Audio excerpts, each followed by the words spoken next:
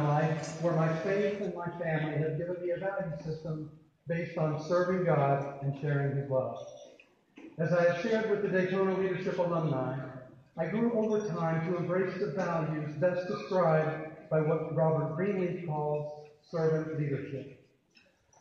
He says, the servant leader is servant first.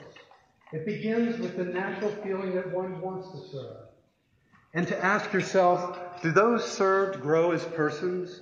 Do they become healthier, wiser, freer, more autonomous, more likely themselves to become servant leaders? One of my many blessings early in life was access to a great institution in our community, Daytona Beach Community College, now Daytona State College. I will share with you that as a young man after high school with little direction, I was on the beach with a very bright tan, but a very dim future. And I thank God for Daytona State College for saving my life and launching me on my way to a career in technology. I was also blessed when a group of us from IBM started a software company that had a very successful IPO, allowing me to retire at a relatively young age. At that time, I felt called to go back to the community college to serve and work to help give others the same chance I had been given. I shared at the Civic League dinner recently that while there, I was very blessed to meet and become mentored in community service by a great leader in our community, Dr. Kent Sharple. Over the course of more than a decade of working together, he taught me how to build relationships across our community and how to improve the quality of life for everyone. During that time, I was invited to serve on the executive committee of this Chamber of Commerce by another great leader in our community who was chairman of this board at that time, Mr. Jeff Fiesel.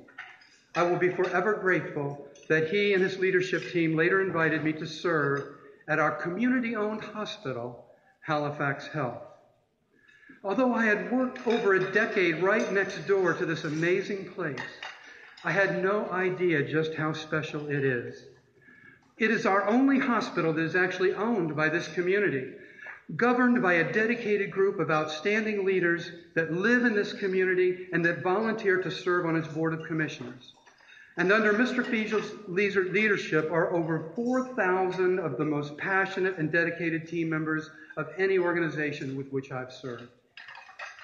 Not only does Halifax Health provide world-class healthcare services, but it accomplishes this while welcoming every one of us in our community, regardless of our ability to pay.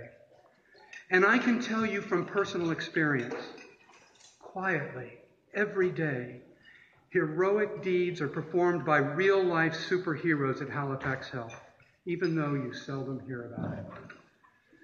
I can also give personal testimony to the exciting year this chamber is going to have under the leadership of the incoming 2017 chairman, Mr. Eric Pevern. I have had the privilege of working for him for over 5 years, and I can tell you he is one of the most talented and dedicated leaders I've ever known.